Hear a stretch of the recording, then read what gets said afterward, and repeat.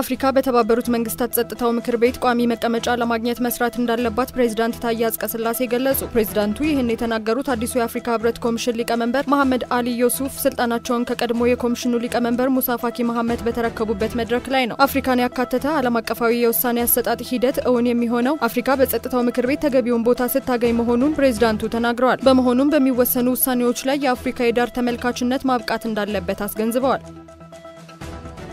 ኢትዮጵያና እስራኤል አዳዲስ የትብብር መንገዶችን ለመፍጠር መስማማታቸው ተጠቆመ። የውጭ ጉዳይ ሚኒስትር ዶክተር ጌዲዮን ጢሞቴዎስ ከእስራኤል ኢኮኖሚና ኢንዱስትሪ ሚኒስትር ኒር ባርካት ጋር ተወያይተዋል። በውይይታቸውም በኢኮኖሚ ትብብር፣ በንግድና ኢንቨስትመንት እንዲሁም የጋራ ብልጽግናን የሚያራምዱ አጋርነቶችን ማጠናከር በሚቻልባቸው ጉዳዮች ላይ መክረዋል። ትግራይ ክልል ወደ አላስፈላጊ ትርምስና ጦርነት እንዳይገባ ሁሉም የበኩሉን ሊወጣ እንደሚገባ የክልሉ ጊዜያዊ አስተዳደር ርዕሰ መስተዳድር ጌታቸው ረዳ አሳሰቡ። በክልሉ ወቅታዊ ሁኔታ ላይ ለጋዜጠኞች በሰጡት ማብራሪያም አሁን ላይ ትግራይ ክልልን ወደ አላስፈላጊ ትርምስና ጦርነት ለመክተት የሚሞክረው በክልሉ የህግ ተቀባይነት ያጣው የህወሓት አንጃ መሆኑን አንስተዋል።